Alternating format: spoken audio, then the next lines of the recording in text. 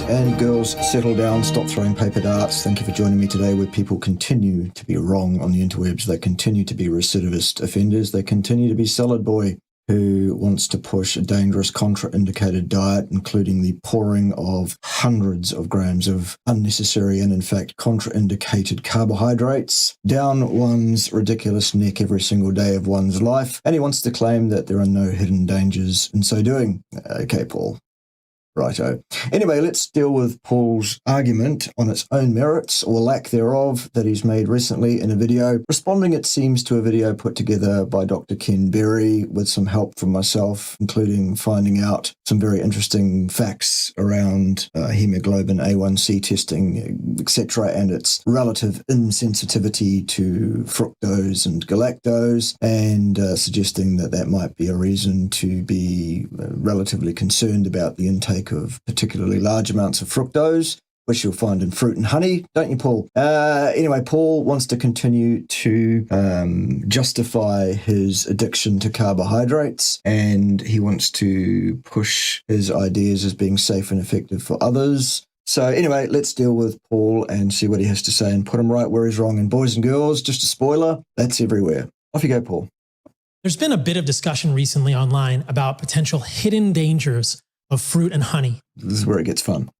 I saw a few comments on YouTube, and I wanted to do a video in response to this. As many of you know, I'm a huge advocate for including fruit and honey in the human diet. And that's why you should remain silent about diet for human beings, Paul, for all time, because the exact amount of required carbohydrates in human beings is not 1 single gram ever, and about the worst possible exogenous carbohydrate you can pour down your neck is fructose. Basically, trying to justify an addiction to a contraindicated substance is all you're doing here. It's disgraceful. It's not becoming of a physician, Paul, at all. Stop it. And in this video, I'm going to show you why hemoglobin A1C does actually measure fructose glycations. You're not going to show any such thing at all. In fact, Paul, just a spoiler for the boys and girls, he's about to attempt to show that, and he's going to fall flat on his stupid face again, because Paul Saladino is not trained in science, does not know how to read a science paper, and cannot critically assess what he's reading. And he's going to make just about every schoolboy error in the book. So that you would know if you had any problems with excess fructose in your body. Within the ketogenic community, there are many people who fear fructose. Fear? No. There are many people who understand why fructose is so hugely contraindicated, and we'll get to that a bit later on. You are telling people to basically pour poison down their necks in huge quantities every single day, Paul. A significant amount of evidence. No, you haven't, Paul. You've made errors of interpretation, schoolboy errors of interpretation of papers, time and time again, including in this video here. That fructose in food form is not harmful for humans. There are no studies that show any such thing, Paul. Many trials in rodent studies will use pure fructose. Rodent studies are not applicable to human beings. We have different enzyme systems. We have slightly different DNA. We have different ecological niches in terms of our required diet. We have evolved along different lines. This is harmful to rodents. That's very clear in rodent studies, because rodents would never eat pure fructose and humans would never eat pure. But Paul's also going to cite a study which he purports to be in favor of his argument, which also shows that fructose is damaging to rodents, but he brushes over that. Pure fructose either. Often these sugars are given to rodents as part of what have been called crap in a bag diets that also include seed oils and grains and other refined ingredients. So when we're looking at rodent studies, if we find that fructose is harmful in rodents, we should not be surprised. But if you look at human feeding studies of whole food forms of fructose, and I will show you some of these later in this podcast, or observational studies looking at fruit consumption, what you find is that fruit and honey are beneficial for humans. No, you find no such thing, Paul. That is a completely incompetent reading of the literature. There are no studies whatsoever in existence anywhere in the literature that support that ridiculous claim. There's really no interventional, randomized controlled trial evidence that fruit and honey are harmful for humans. Right, that doesn't mean that there is evidence that they are not. It's disgraceful behavior, Paul. It's incompetent in the highest order. It's dishonest. at the very least, it's time for you to shut down your channel, Paul, and stop with this nonsense. Really, it's long past time you stop. So with this in mind, I think that some folks go looking for mechanistic reasons that are unsupported by science to say that fruit and honey are harmful. Right. Well, there is no reason on that criteria to suggest that they are not either. We have to look at mechanistic speculation to say what is likely to be damaging long-term for human beings, potentially, because we don't have the studies. That's the whole point. So we look at sensible mechanistic understandings and inferences, and we do that by looking at the data in a competent fashion, which is where you fall on your face, Paul, because you're not competent to read science remotely. Current misconception noted within the health sphere is that fructose glycation of hemoglobin is not measured by any lab tests that we have commercially. No, it's not that it's not measured, Paul. It's that the test is highly insensitive to glycation caused by fructose or galactose. It is highly specific for glucose glycation of red blood cells, and as such, it does not pick up the glycative damage from fructose or galactose remotely as well. And the study you're about to put forward, so-called in support of your argument, actually says exactly that. Did you read the thing at all? This is the most irresponsible video I have ever seen you make, Paul. This is beyond disgraceful. Wakey, wakey, smell the bakey, son. So there are no hidden dangers here. Yes, there are. The danger is still the same, Paul. It's that the A1C test is not sensitive to fructose or galactose. Still. If there is a danger to fructose, let me show you a study in mammals that clearly shows. No, it doesn't. That there is no hidden danger. It shows no such thing, Paul. Not at all. Fructose, because you will see all of the glycation reflected in the hemoglobin A1C. And false. The study that you're about to show, Paul, does not show that whatsoever. The fructosamine assay. So here's the study that I want to note. The title is Long-Term Fructose Consumption Accelerates Glycation and Several Age-Related Variables in Male Rats. As I said, feeding rats pure fructose is really bad. But the point of me showing you this is to prove that if the levels of fructose in your blood go up with consumption, you will see this reflected in your hemoglobin A1C and your fructosamine. The chemistry. Except the study doesn't show that, Paul. There is no hidden danger to fructose. I'm not saying. Yeah, there still is. So let's just pop back to that paper again for a moment. I know we've just spent some time there, but let's go back there because that comment was just so incredible. By which I mean lacking in credibility, Paul, of any kind. Right. Let's go to the conclusions and the discussion statement of these authors that you're putting forward this paper as proof of something that it's not proof of.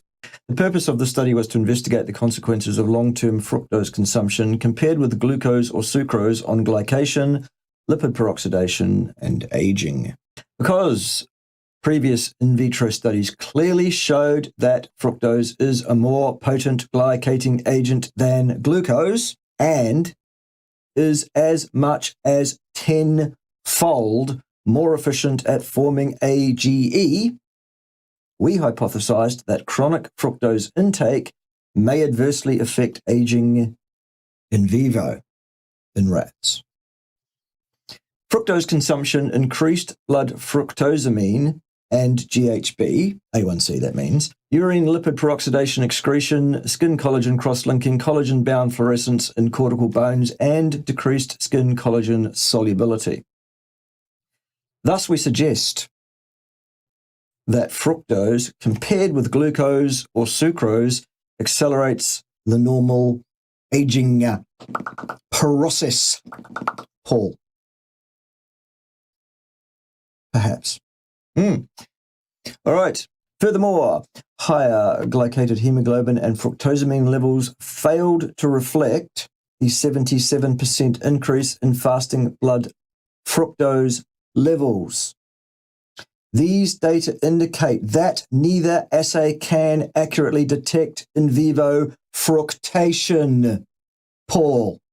These assays were developed for the detection of glucose amidori products, ketones, of hemoglobin and albumin, whereas fructose amidori products are aldehydes and would be expected to react differently. Paul, there it is in black and white from these scientists who actually understand the assays, unlike you. So you've misrepresented the statistics in this paper completely, incompetently, in a disgraceful and misanthropic fashion to suit your ideology and your addiction to sugar. And you've ignored, or not even read this paper, where these authors explain to you in clear, unambiguous terms that both the assays involved here are specific for glucose glycation. Paul, all wrong about acid-base balance. Let's check it out, shall we? This is my weekly soliloquy. I believe that an animal-based diet based on organs, meat, fruit, things like honey. Okay, organs, fruit, and honey, not required. Organs won't do you any harm, but honey and fruit, absolutely not, Paul. No. Is quite appropriate evolutionarily. No. False. Clinically. No. False again. Physiologically. No. Absolutely false. In this study, all of the kids selected at least a balance of what they considered to be alkaline and acidic foods. Yeah, but the acidity or alkalinity of a given food has no effect to speak of on the acidity or alkalinity of the various fluids and the various fluid compartments in a human body, Paul. They are not related issues.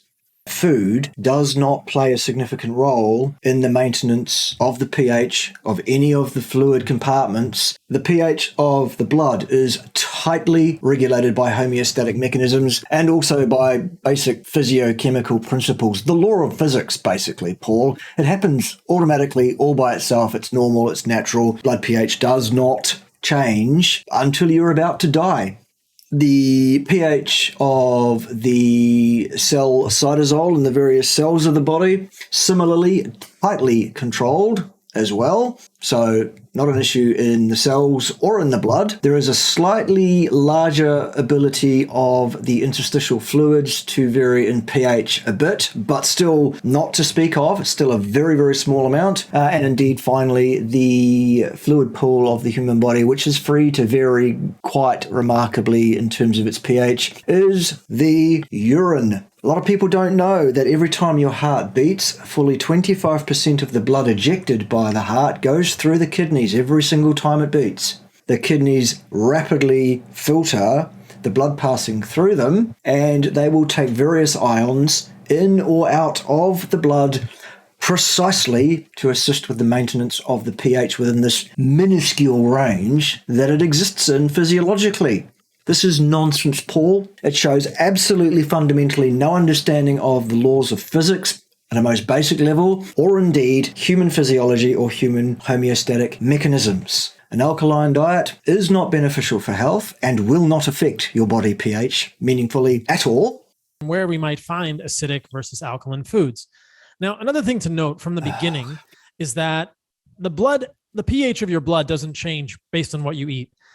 Correct. So you do understand this. So why the hell are you making this ridiculous fucking video then, Paul?